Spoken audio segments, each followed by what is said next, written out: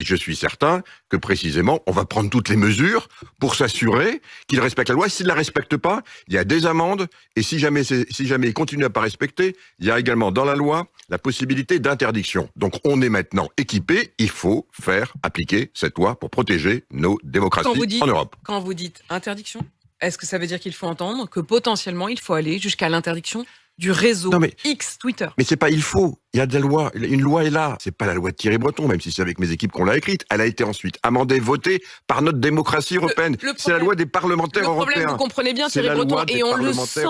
Et on le sent. Il faut donc désormais qu'ils la fassent appliquer. Vous savez, on est dans une période un peu inédite de la démocratie américaine où pendant 100 jours, vous avez le président élu qui monte et qui n'a qu'un seul pouvoir, celui de la parole, et le président sortant qui descend. Pendant ce temps-là, généralement, il y a des règles démocratiques, il y a des règles, je dirais également.